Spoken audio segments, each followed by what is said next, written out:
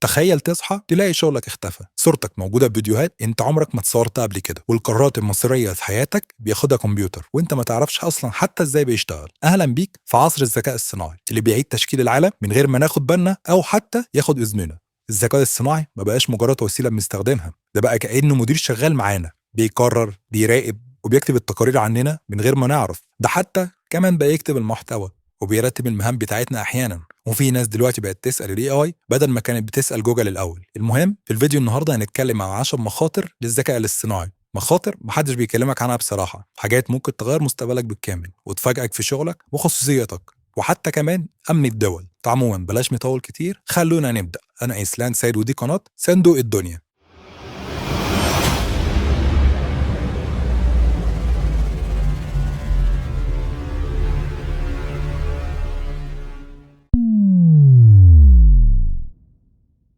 واحدة من أكبر التحديات اللي العالم كله بيواجهها دلوقتي هي خطر فقدان الوظيفة بسبب الذكاء الصناعي. التطور السريع في المجال ده ما بقاش بيأثر بس على الوظائف اللي فيها شغل يدوي أو متكرر، لكن كمان بدأ يدخل في مجالات تانية كانت قبل كده مرتبطة بالتفكير والإبداع. يعني مثلا زمان كنا فاكرين من مهن زي المحاماة أو التحليل المالي أو كتابة المحتوى إن دي هتبقى صعبة إن الذكاء الصناعي يكتبها لأن فيها تفكير وتحليل وقرارات بشرية. لكن دلوقتي بقى في نماذج ذكية زي الأوبن اي اي مثلا، بقى قادر يكتب مذكرات قانونية ويحلل بيانات البورصة، وكمان بينتج مقالات واخبار بمستوى عالي من الدقه. التقارير العلميه بتقول ان حوالي من 400 ل 800 مليون وظيفه حوالين العالم ممكن تتاثر بالاي اي، وده ممكن يحصل مع حلول 2030، يعني كمان 4 سنين مثلا ولا حاجه. الرقم ده كبير جدا، ومعناه ان في ملايين الاشخاص ممكن يلاقوا نفسهم مضطرين يغيروا شغلهم او يعيدوا تاهيل نفسهم علشان يقدروا يواكبوا التغيرات الجديده. بس للعلم اكيد الذكاء الصناعي هيخلق فرص عمل جديده، خصوصا في مجالات زي تطوير التكنولوجيا وصيانه الانظمه الذكيه واداره البيانات.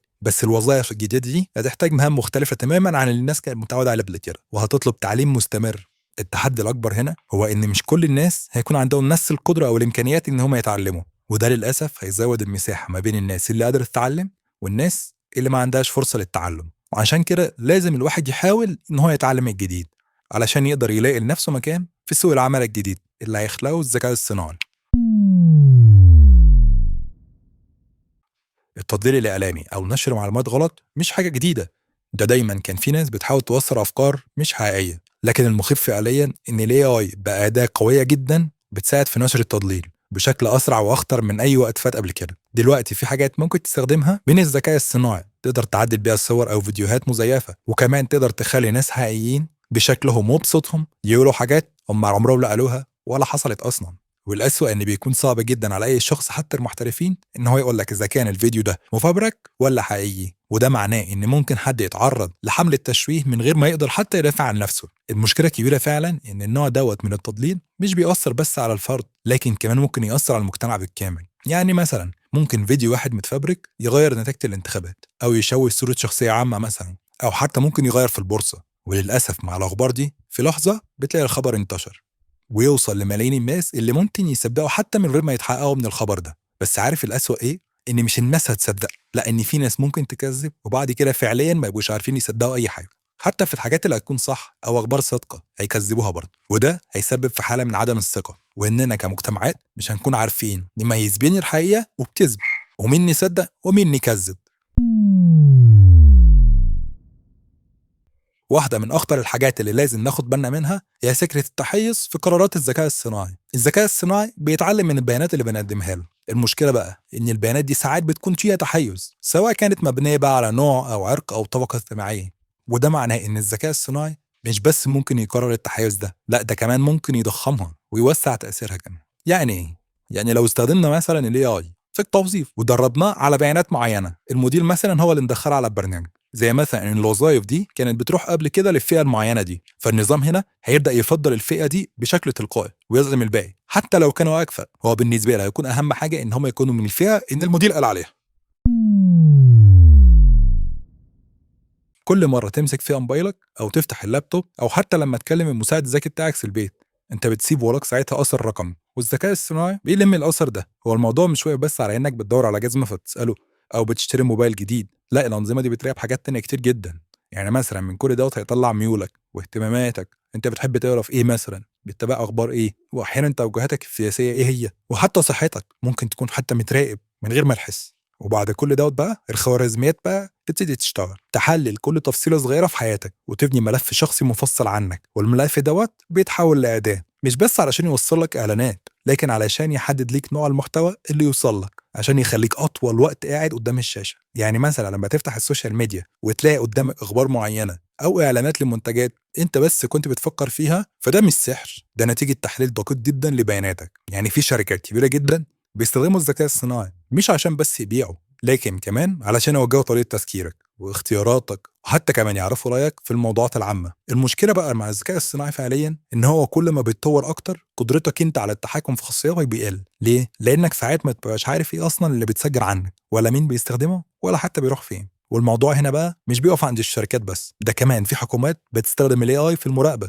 وده هنا بيحصل اذا كانت الحكومات دي ديمقراطيه او ديكتاتوريه، الاتنين بيراقبوا الناس. وهنا بقى بنسال السؤال الصح، احنا فعلا بيبقى عندنا خصوصيه ولا الذكاء الصناعي كل ما بيتطور بياخدها مننا واحده واحده؟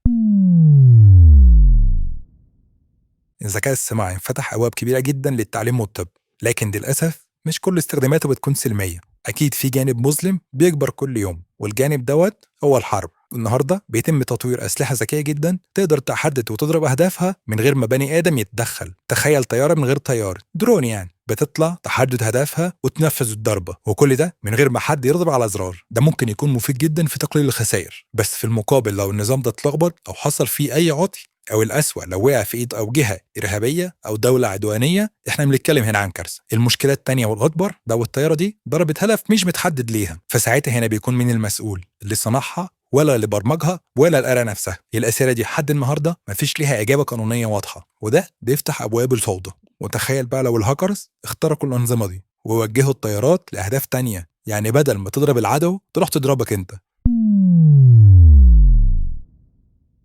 في عالم المان الاي اي بقى بيشتغل على مدار الساعه، مش بيفكر، مش بيهدى، مش بينام. في البورصات العالميه في انظمه اي اي بتتاجر بسرعه خياليه، حرفيا خلال اجزاء من الثانيه. الموضوع دوت زود الارباح وخلى الاسواق اسرع، بس كمان خلى المخاطر اكبر. في سنه 2010 حصلت حاجه مشهوره جدا ساعتها اسمها فلاش كراش. حصل ساعتها انفجار مفاجئ في البورصه، المؤشرات نزلت بشكل مرعب في دقايق وبعدين رجعت تاني بسرعه. والسبب ببساطة إن خوارزميات ال AI قرت بيانات بشكل مش صحيح، وبنفهم من هنا إن غلطة بسيطة في كود ال AI حللها غلط ممكن تخلي السوق كله ينهار في لحظة. والمشكلة الأكبر بقى إن الأنظمة دي شغالة لوحدها من غير مراقبة، وكل ما زاد الاعتماد عليها كل ما بقينا متعرضين أكتر لمشاكل اقتصادية أكبر. ونرجع تاني لنفس النقطة، لو هاكرز اخترقوا الأنظمة دي فعليا ممكن يسببوا كارثة عالمية. يعني مثلا ممكن تلاقي بنوك بتفلس في لحظة، انهيار أسواق ما تعرفش تقوم منه تاني، وناس تخسر شقة عمرها في لحظة.